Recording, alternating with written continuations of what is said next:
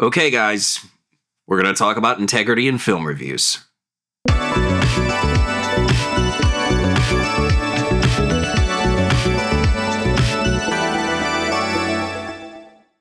Welcome back to the channel, guys. This is the Movie Maniac, and today we're going to talk about something that I'm starting to finally see conversations take place regarding integrity in film reviews. And this is something that many of us have observed for a long time, maybe spoke about privately behind the scenes, but it hasn't really made its way here into this space and to us to have these discussions together.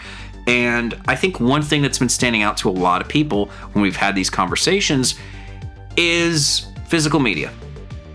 We're just going to get right to it. There's no beating around the bush on this one. There are some questions regarding the integrity in reviews for physical media. Now, one of the first things that pops up in everybody's minds is pattern seeking. That's how we are, and I score really high in this department on all these silly little tests I've been given over the years.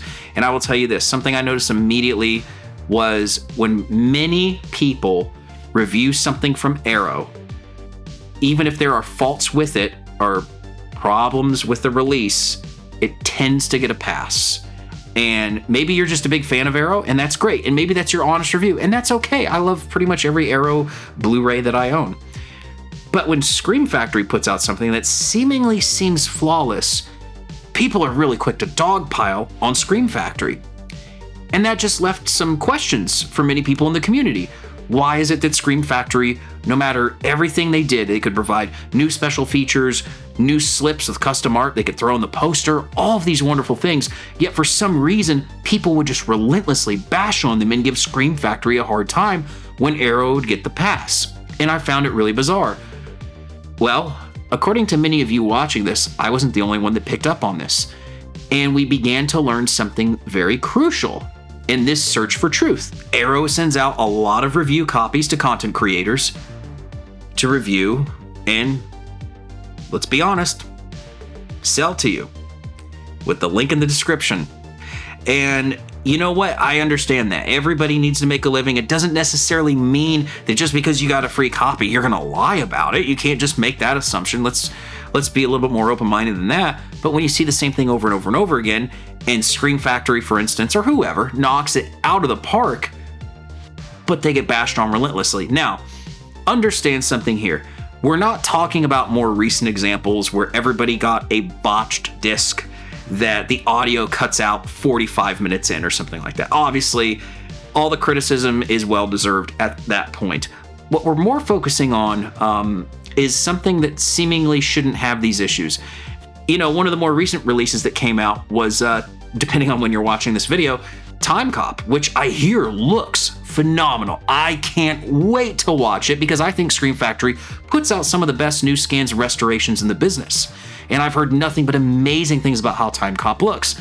I understand it's a bare bones disc, and there's just not really much to write home about for the price. But you know what? I wouldn't mind having it on my shelf. I'm looking forward to it when it drops in price. So when people criticize that, you know, lacking the features, the poster, reversible artwork, things like that, I get that. I think we're in fair territory when it comes to that kind of criticism. But, you know, there are a lot of other releases that you could consider classic or something that every fan's dream would be met with. And I hear some things that just make me question this stuff. Or Arrow puts out something, for instance, and the new scan looks really good. But the old Blu-ray looks fantastic and is known to be one of the best looking studio release Blu-rays from a long time ago. But you've been told that it looks terrible and that you need to upgrade to the 4K immediately. I understand a lot of that is subjective, but when you have people telling you to get rid of it and throw it in the trash, and we pop it in just to inspect, and we go, whoa, hey, wait a minute. This looks almost flawless. Even if it has not the world's highest bitrate, for some reason it looks like it does. I wouldn't tell you to throw out an old scan or an old Blu-ray if it looked fantastic, just because there is a new release that's been out now. It doesn't mean you have to upgrade. What would you call that? FOMO? The fear of missing out? But really, what are you missing out on? If you never owned an old edition of that Blu-ray and you're gonna upgrade, yeah, absolutely make the upgrade. I'll be the first to tell you that. I actually ran into that with a similar situation related to exactly what we're talking about right now, where some reviewers did play this game and it did seem a little questionable, but a buddy of mine had never owned the original release of said film, and I told him to just get the new one from Arrow. Because it's just, yeah, this is going to be a massive upgrade going from DVD to a brand new fresh 4K scan, and you get all the goodies with it too. But again, if you're on a budget, you're running out of space, and you're just not quite sure, and you go, gosh, man, I don't know, that old Blu-ray I have sure does look fantastic, and as a matter of fact, from the 2010s or wherever it came out, it is known as a standout Blu-ray. Do I need to upgrade? Is it a terrible release that you need to throw in the trash, as it's been said? No, and I just want to focus again on integrity in film reviews. You know, I talked about this previously in my Rotten Tomatoes review. There was a big scandal that came out about that, and to me, that was integrity in film reviews being compromised. I've talked about overhyped movies, where people just will take a film that most people would agree, especially from a filmmaking perspective, if that's how you're analyzing it, to be okay or pretty good, and they're telling you it's a 9.5 out of 10, it's the best Evil Dead movie ever made, it's the best Scream movie ever made, and we all kind of damn well good know that that's not the case. That's not the case at all. And it's like, I know it's subjective, again, to a degree, but you'd primarily see this on opening weekend. Why is that? How come when I talk to people 6 months later, a year out, sometimes even 2 or 3 weekends past its initial release, I don't hear that?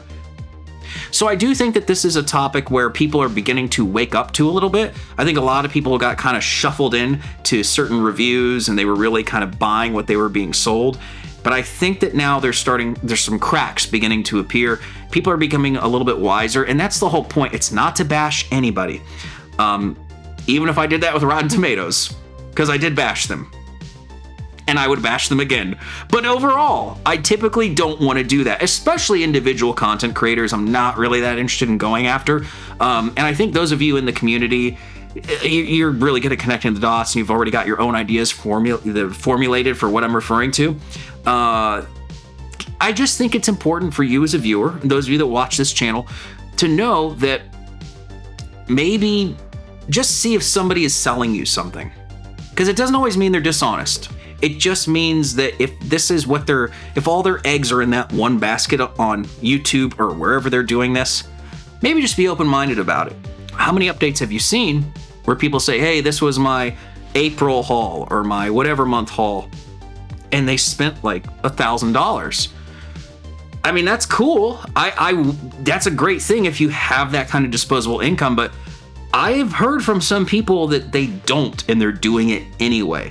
That kind of concerns me a little bit, and I just want to make sure that that's not out of people pushing FOMO and saying that they need to have this, and your collection is not as good as the other guy's collection because you didn't get this version of the movie or whatnot. I just want you to release yourself from all of that, and I just want to make sure that before people go and dump a bunch of money into whether it's physical releases, you know how expensive it is to go to the theater nowadays, that at least you're making these informed decisions, and that look into the integrity of these reviews.